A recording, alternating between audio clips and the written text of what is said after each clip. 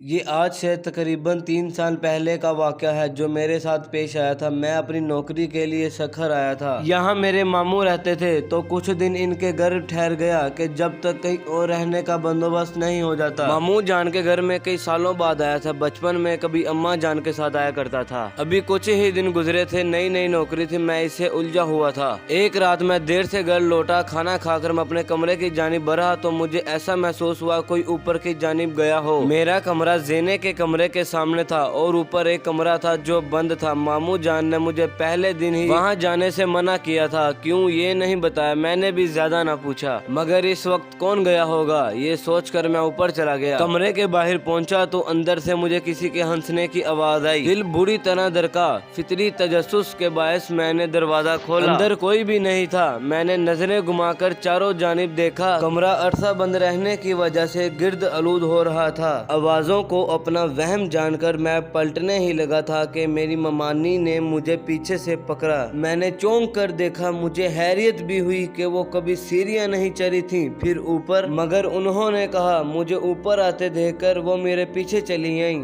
مجھ سے پوچھا تو میں نے بتایا کہ مجھے لگا کوئی یہاں آیا ہے، دیکھنے چلا آیا۔ خیر میں ان کے ساتھ نیچے آنے لگا۔ ابھی 2-3 سیڑھیاں ہی اترے ہوں گے کہ مجھے محسوس ہوا کہ کوئی میرے پیچھے پھر ہنسا ہو، مگر وہاں تو ممانی تھی۔ میں ڈرتے ڈرتے اپنی گردن گھمائی اور میرے ہوش اڑ گئے۔ میرے پیچھے ممانی کی بجائے ایک جلے ہوئے چہرے والی لڑکی کھڑی تھی جس کی آنکھیں سرخ تھیں۔ خوف سے میں سیڑھیوں سے نیچے گر پڑا۔ وہ آہستہ آہستہ میرے پاس آ رہی تھی۔ میری آواز حلق میں ہی رہ گئی۔ بامشکل سے چیخا تو میری آواز پر ممانی اور ماموں اپنے کمرے سے بھاگ آئے۔ میری حالت بہت غیر ہو چکی تھی، میں نیم بے ہوشی میں تھا، مگر وہ لڑکی مجھے اپنے سامنے محسوس ہو رہی تھی۔ ماموں شاید سمجھ چکے تھے کہ مجھے کیا ہوا ہے، انہوں نے مجھ پر دم کیا اور مجھے اپنے کمرے میں لے گئے۔ کچھ دن بعد میری حالت بہتر ہوئی۔ میں نے اس رات کا تمام حال کہہ سنایا تو ماموں نے بتایا کہ اوپر کمرے میں اسیب ہے، اس لیے وہاں کوئی نہیں جاتا، مگر وہ کسی کو نقصان نہیں پہنچاتے۔ تم نے شاید وہ دروازہ کھولا ہوگا، اس لیے تمہارے ساتھ ایسا ہوا۔ اس کے بعد میں جتنا بھی وقت ان کے گھر رہا، کبھی زینے کے پاس بھی کھڑا نہیں ہوا۔